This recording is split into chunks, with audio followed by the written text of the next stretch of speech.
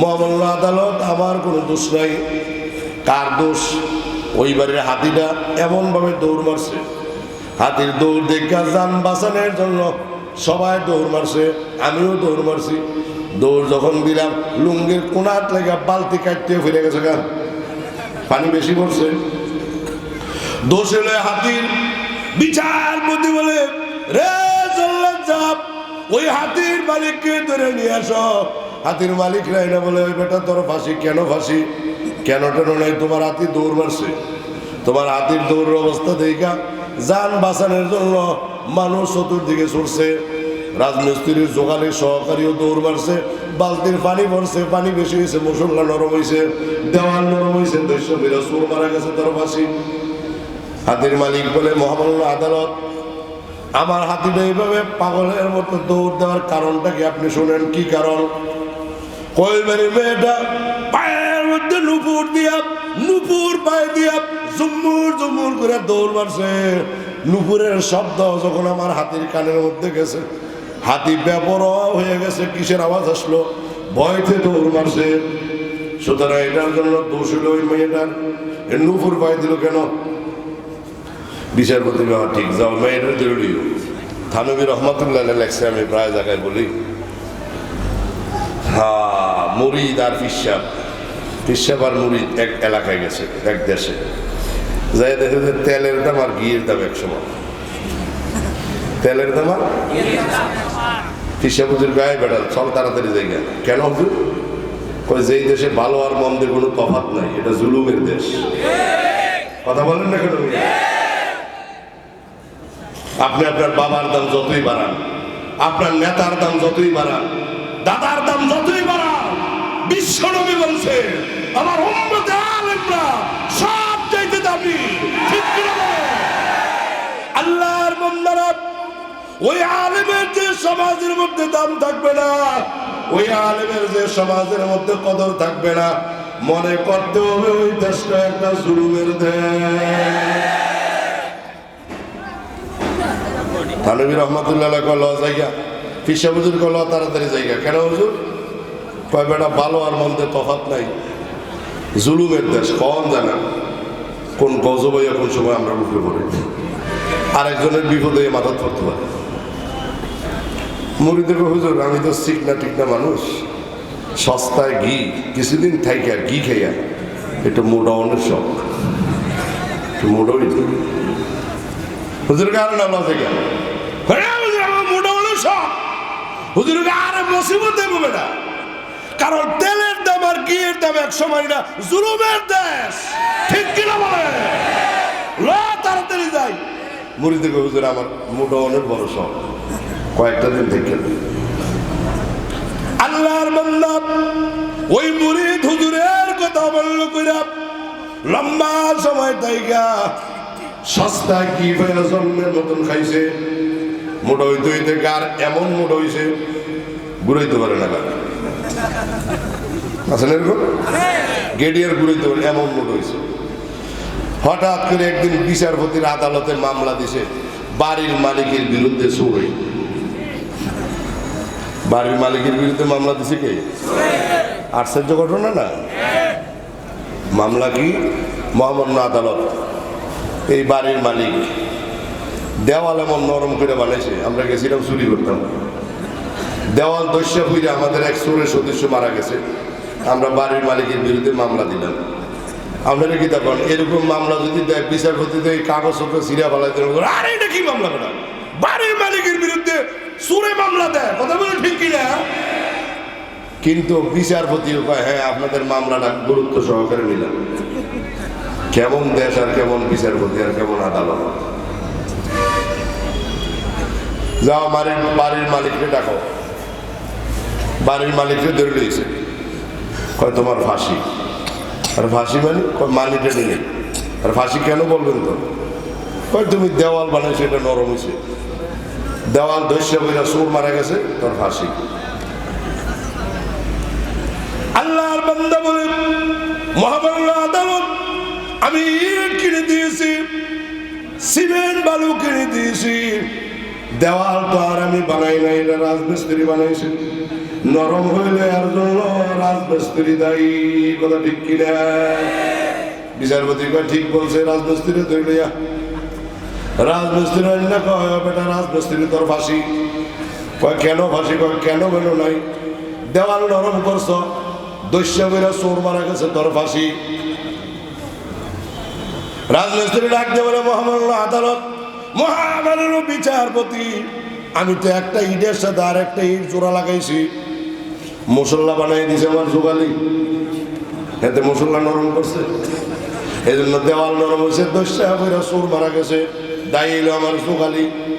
বিচারপতি কহা ঠিক, জোগালি জরুরি আসলে এর কি রাজমিস্ত্রির দোষ আছে? মশলা নরম হয়েছে।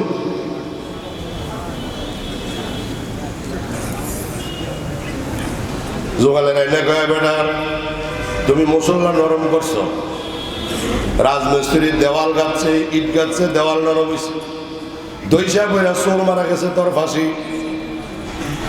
মহামান্য আদালত, আমি আসলে সিমেন্ট আর বালু কোদাল দিয়ে মিলাইছি, তো পানি ঢেলে দিয়েছে আমার সহকারী, এতে পানি বেশি ডালছে, দোষে পানি কেন বেশি ডাললো, এই জন্য মশলা নরম হয়েছে। বিচারপতি কহা ঠিক, যাও তোমার তার সহকারী ধরে যার কথা কই ঠিক আছে। জোগালিকে বলে রে বেটা জোগালি, পানি বেশি ডাললাম, মশলা নরম হইল, দেওয়াল নির্মাণ করছে, দেওয়ালটা নরম হয়েছে, দইসা করে চোর মারা গেছে, তোমার ফাঁসি। রাজমিস্ত্রির জোগালির সহকারী কয় মহামান্য আদালত, আমার কোনো দোষ নাই। কার দোষ? ওই বাড়ির হাতিটা এমন ভাবে দৌড় মারছে, হাতির দৌড় দেখা যান বাঁচানোর জন্য সবাই দৌড় মারছে, আমিও দৌড় মারছি। দৌড় যখন দিলাম, লুঙ্গির কোনাত লেগে বালতি কাটতে ফিরে গেছে, গা পানি বেশি পড়ছে। দোষ হলে হাতির।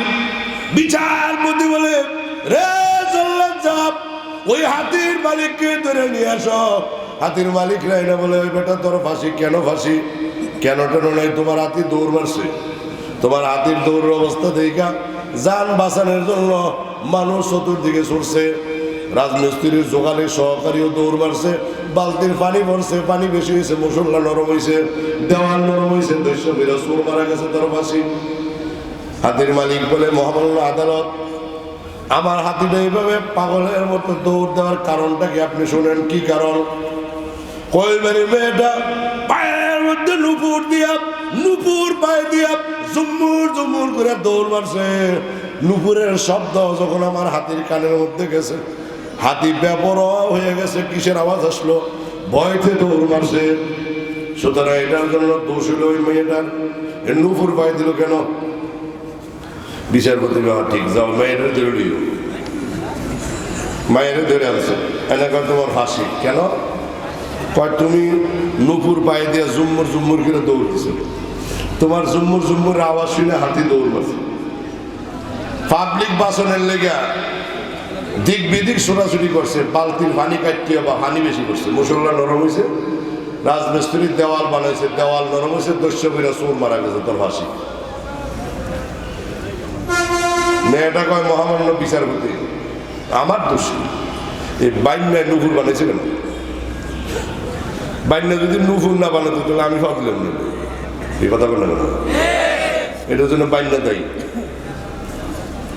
আল্লাহর বান্দা বিচারপতি বলে ঠিক বলেছে রে জল্লাদ সাহেব, ওই নুপুর বানানোওয়ালা বাইন্যারে ধরে নিয়ে আসো।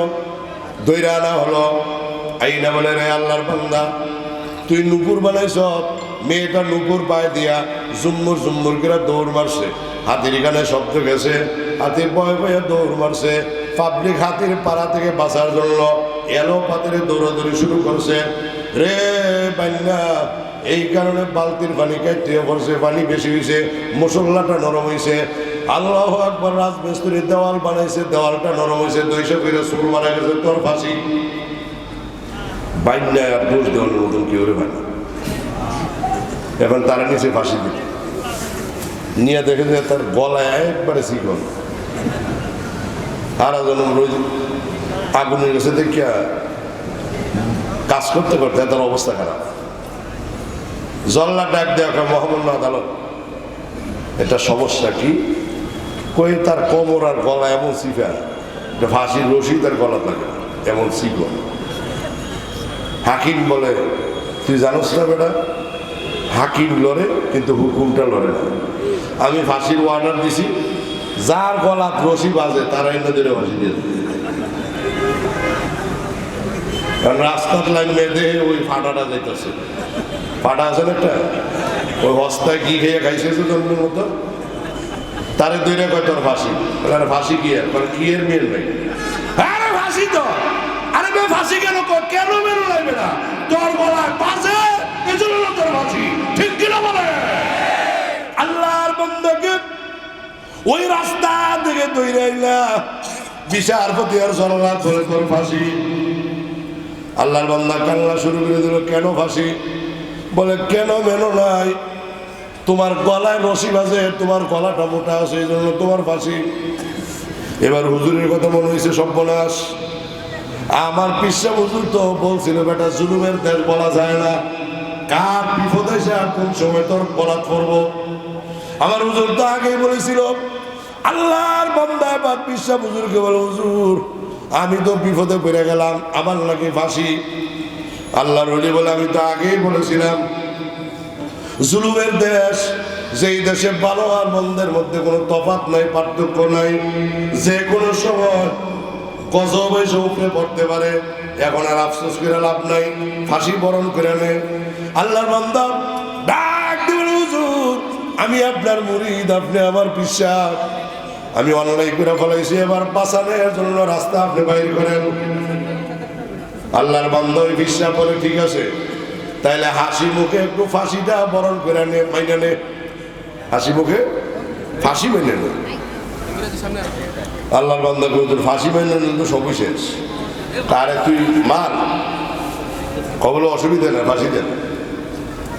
তোরে যখন ফাঁসি দেওয়ার জন্য নিব আমি তখন বলবো আমার ফাঁসি দেন।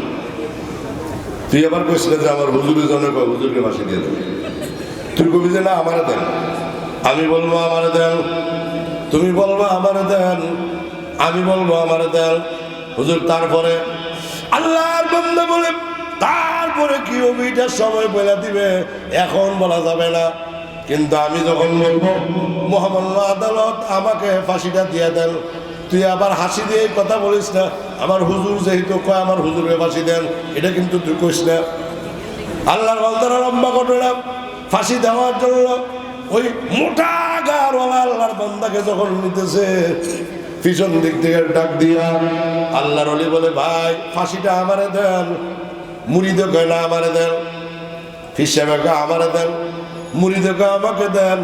দুইজনের মধ্যে ঝগড়া লেগে গেছে, জল্লাদ অবাক হয়ে গেছে, বিচারপতি অবাক, হাকিম অবাক, আদালত অবাক হয়ে গেছে। ফাঁসি নিয়ে ঝগড়া লেগে যায়, বাদশাহর কানে খবর চলে গেছে, ও বাদশাহ আশ্চর্য ঘটনা। কি ঘটনা? বলে ঘটনা হইলো ফিসাবে বলে তাকে ফাঁসি দেওয়ার জন্য, মুরিদ বলে তাকে ফাঁসি দেওয়ার জন্য, ফিসাব বলে তাকে দেওয়ার জন্য, মুরিদ বলে তাকে দেওয়ার জন্য, কি করা যায়?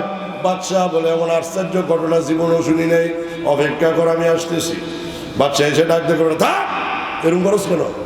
জল্লাদ সামনে হাজির, ফাঁসির কাস্টটাও রেডি, রশি রেডি, সব রেডি। হিসাবে ডাক দেয়া কয়, মহামান্য আদালত আমাকে ফাঁসি দেন। মুরিদ না আমার দেন।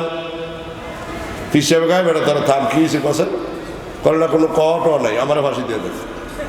মুরিদ না না আমার দেন ফাঁসি। আল্লাহর বান্দা বাদশাহ বলে, বেটা কারণটা কি বলো? ফাঁসির কথা শুনলে কলিজার পানি শুকাইয়া যায়, পালানের রাস্তা তালাশ করে, আর তোমরা ফাঁসির জন্য মাইল লেগে গেছো, ব্যাপারটা কি? এবার হিসেবে ডাক দেয়া কয়, মহামান্য রাষ্ট্রপতি শুনেন, আমি গত রাত্রের স্বপ্ন যোগে দেখছি, ভগবান আমার স্বপ্নে দেখাইছে আজকের এই মুহূর্তে যার ফাঁসি হবে, ফাঁসির কাছে ঝুলতে দেরি, জান্নাতে যাইতে, স্বর্গে যাইতে দেরি নাই। তে আমার মুরিদ, আমি তার বিশ্বাস, সে আমার আগে স্বর্গে কেন যাবে? মুরিদরা ডাক দেয়া কয়, মহামান্য রাষ্ট্রপতি শুনেন, উনি আমার পিসাব দেখে কি হয়েছে, ভগবান দয়া করে দিছে আমারে, আমি আমার বিশ্বাসে দিবি কেন, আমারে ফাঁসি দিয়ে দেন, আমি সবার আগে আগে স্বর্গে যাইতে চাই।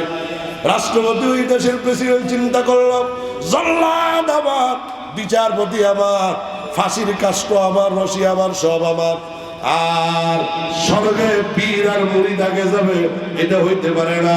এবার বাচ্চা ডাকতে বলে, রে জল্লাদ কই রে, তাড়াতাড়ি আয়, আমারে ধইরা দিয়া ফাঁসির কাস্টে ঝুলাইয়া দে, আমি সবার আগে স্বর্গে যাইতে চাই। বেশি কথা কম যেত না, তাহলে আবার ফাইন বিঞ্জবি থাকতো না। তবে ওই চেয়ারম্যান সাহেবকে বইলে রাখতেছি, নিক্সন সাহেবকে বইলে রাখতেছি, যারা বেশি বাড়াবাড়ি করেন এইটা গুইরা যাই আপনার উপরে পড়ব। আপনার মাহফিলের অনুমতি না, আমরার হালকাই জিকিরের অনুমতি, মাহফিলের অনুমতি। আল্লাহ পাক সময় ঘুরাই দিলে এমন হইতে পারে এই মোল্লা মৌলবী আলেম ওলামার থেকে অনুমতি নিয়ে আপনারা স্বভাবের দীর্ঘশ্রী সুডাও সবের দীর্ঘ ক্ষমতা আল্লাহর ক্ষমতা, ছোট মনে করবেন না, আমাদেরকে যেমন তেমন মনে করবেন না, আল্লাহ আমাদের সাথে আছে, ঠিক কিনা বলে? আল্লাহ আমাদের সাথে আছেন না?